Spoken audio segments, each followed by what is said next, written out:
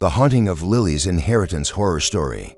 When Lily inherited her grandmother's old Victorian house, she didn't expect to stay long.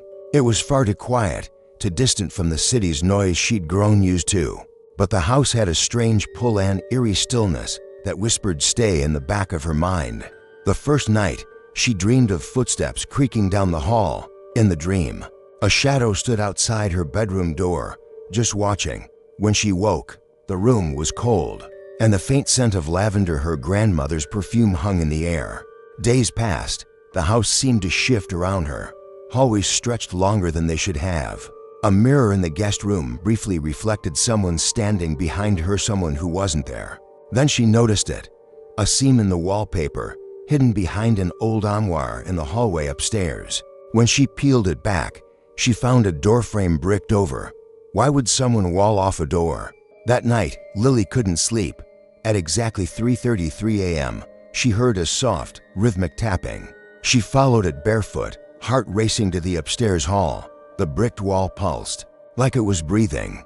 She ran back to bed and told herself it was a dream. But in the morning, the bricks were gone. In their place stood a black wooden door with a rusted brass handle.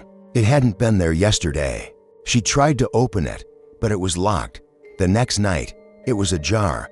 Inside was a narrow room, completely empty except for an old rocking chair, gently swaying on its own. The walls were covered in claw marks. In the farthest corner, someone had written in what looked like dried blood, "I let it out." Lily stumbled back, slammed the door shut, and nailed it closed. That night, her phone recorded a voicemail from an unknown number. Static hissed. Then a whisper, "You opened it. You can't close it now." She stopped sleeping. Every night, something scratched at her door. She heard voices speaking in tongues beneath the floorboards, in mirrors. Her reflection lingered just a little too long. On the seventh night, she awoke to find her bedroom door open. The rocking chair was at the foot of her bed, and it was no longer empty.